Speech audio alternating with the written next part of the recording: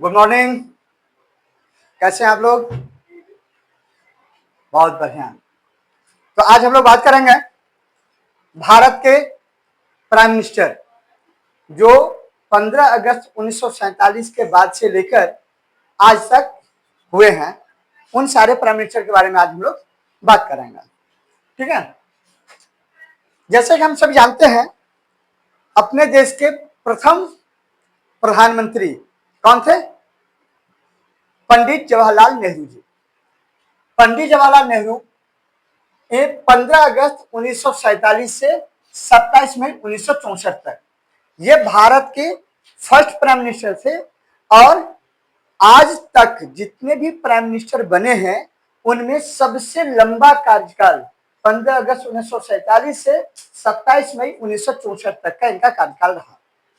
लेकिन इनका heart attack की वजह से अचानक देहांत हो गया और उस देहांत की वजह से तुरंत उस समय जो कांग्रेस के एक सीनियर लीडर थे जिनका नाम था गुलजारी लाल नंदा, क्योंकि हम सब जानते हैं कि प्राइम मिनिस्टर का चेयर जो है ना वो कभी खाली नहीं रहता है और एक व्यक्ति के देहांत होने के तुरंत बाद किसी न किसी को प्राइम मिनिस्टर का चार्ज दे दिया जाता है। तो गुलजारी लाल नंदा जी को एक्टिंग प्राइम मिनिस्टर बनाया गया।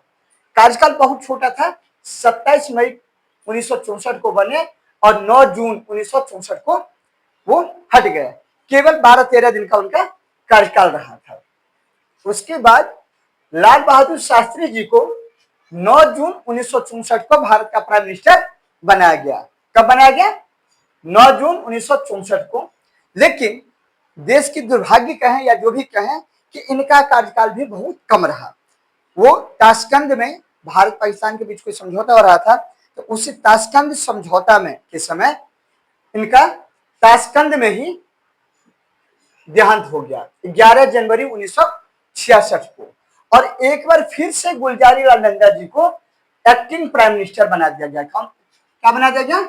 एक्टिंग प्राइम मिनिस्टर बना दिया है।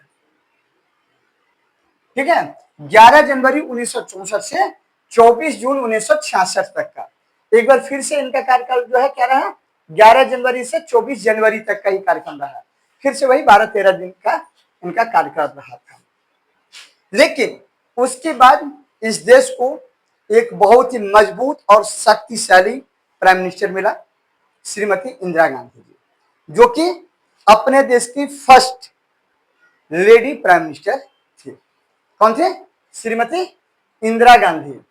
काफी लंबा कार्यकाल रहा, 10 साल का कार्यकाल रहा इनका। 24 जनवरी 1966 से 24 मार्च 1977 तक का इनका कार्यकाल रहा था। कितने दिन का कार्यकाल रहा था? 24 मार्च 1977 तक का। लेकिन जैसा कि राजनीति बदलते रहते हैं और उस समय कांग्रेस का आप अगर देखेंगे पंडित जवाहरलाल नेहरू से लेकर के श्रीमती इंदिरा गांधी तक का जो ये कार्यकाल था 1977 से 15 अगस्त 1947, ये जो हमारा लिस्ट है किसका है?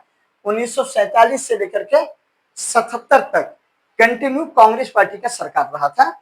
और देश को पहली बार गैर कांग्रेसी प्राइम मिनिस्टर के रूप में मोरारजी देसाई 24 मार्च 1977 से 28 जुलाई 1979 तक भारत के प्राइम मिनिस्टर रहे। ठीक है, आ रहे समझ में? उसकी लेकिन इनका कार्यकाल भी कम दिनों का ही रहा और उसके बाद चौधरी चरण सिंह भारत के प्राइम मिनिस्टर बने 28 जुलाई 1979 से 14 जनवरी 1980 तक। 28 जुलाई 1979 से 14 जनवरी 1980 तक इनका कार्यकाल रहा था। लेकिन गैर कांग्रेसी का शासक काफी दिन तक नहीं चले और कुछ दिन के बाद ही यही वो दौर था जब हम लोग इमरजेंसी की बार बार चर्चा करते हैं। वो इमरजेंसी का जो कार्यकाल था वो 77 से 79 का जो कार्यकाल है, ये इसी बीच में सारा खेल खत्म हो गया, इमरजेंसी भी खत्म हो गया और गैर कांग्रेसी प्रधानमंत्री भी बदल गए। एक बार फिर से श्रीमती इंदिरा गांधी जी को 14 जनवरी 1980 को प्राइम मिनिस्टर बनाया गया। कांग्रेस बहुत अच्छी वोटों से जीती और इंदिरा गांधी फिर से प्राइम मिनिस्टर बन गई।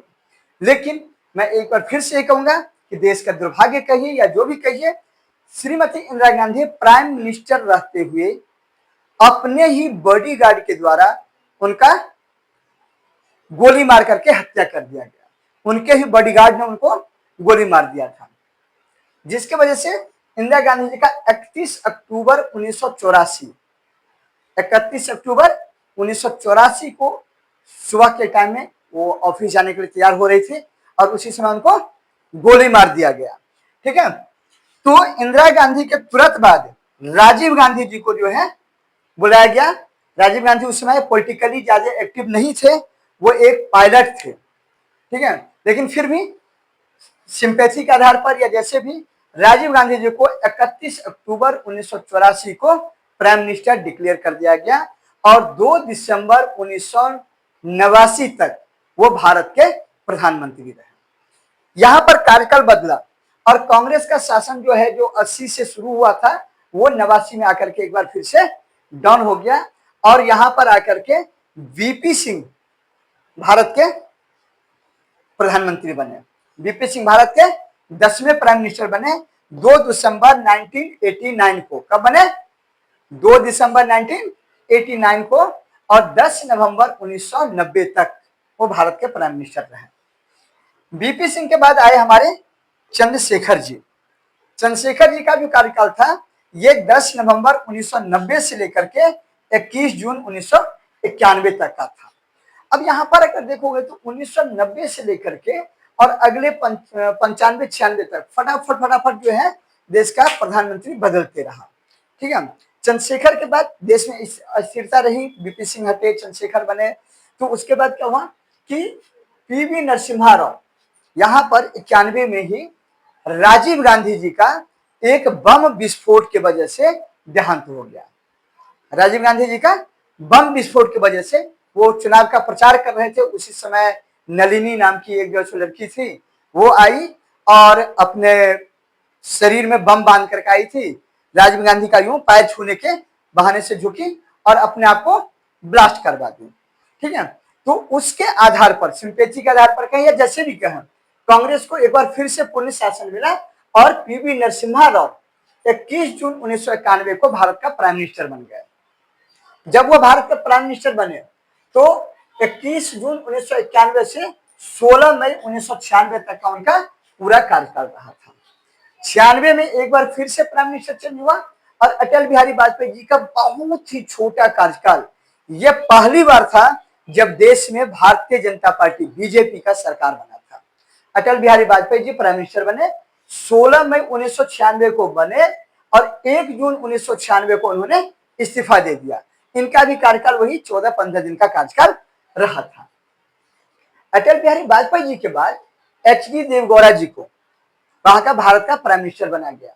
ये 1 जून 1996 को बने और 21 अप्रैल 1997 तक रहे थे। ठीक है, 1 जून 1996 से 21 अप्रैल 1997 तक का इनका कार्यकाल था। उसके बाद इंद्र कुमार गुजराल जी का जो है कार्यकाल आया और ये कार्यकाल कब हुआ? 21 अप्रैल 1997 से 19 मार्च 1998 तक का।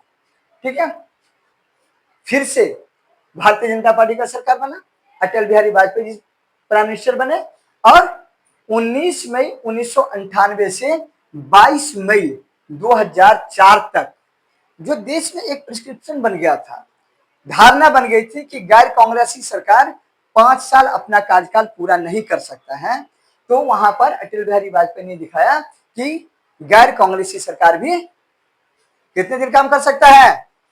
5 साल काम कर सकता है। और उसके बाद 2004 में हमारे मनमोहन सिंह जी भारत के प्रधानमंत्री बने। मनमोहन सिंह का कार्यकाल कंटिन्यू 10 साल चला था। 2004 से 22 मई 2004 से 26 मई 2014 तक मनमोहन सिंह जी भारत के प्राइम मिनिस्टर रहे। ठीक है, और उसके बाद अभी जो हमारे प्राइम मिनिस्टर हैं, कौन है अभी भारत के प्रधानमंत्री? नरेंद्र मोदी जी। सबको नाम याद है, बहुत अच्छा। तो नरेंद्र मोदी जी 26 मई 2014 को बने थे और 2014 से आज 2025 हम लोग अभी कितने तारीख है? आज 6 जून। तो 6 जून को जब हम ये बात कर रहे हैं तो अभी तक नरेंद्र मोदी हमारे देश के प्राइम मिनिस्टर हैं। ठीक है, मैं एक बार फिर से सारे प्राइम मिनिस्टर का नाम करता हूं। प्राइम मिनिस्टर ऑफ इंडिया 1947 से आज तक की बात करेंगे।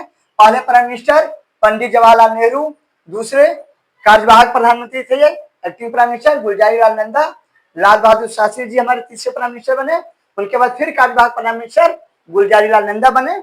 इसीलिए लाल बहादुर शास्त्री को कुछ लोग द्वितीय प्राइम मिनिस्टर भी मानते हैं, क्योंकि ये दोनों बार बने तो एक्टिंग प्राइम मिनिस्टर थे। ठीक है, उसके बाद Shrimati Indira Gandhi, Morarji Desai, Chaudhary Charan Singh, Shrimati Indira Gandhi again, Rajiv Gandhi, VP Singh, Chandrashekhar, PV Narasimha Rao, Atal Bihari Vajpayee, HD. Deve Gowda, IK. Gujral, Atal Bihari Vajpayee, Manmohan Singh और नरेंद्र मोदी। ठीक है, याद रहेगा सभी को? Yes sir. ठीक है, ओके।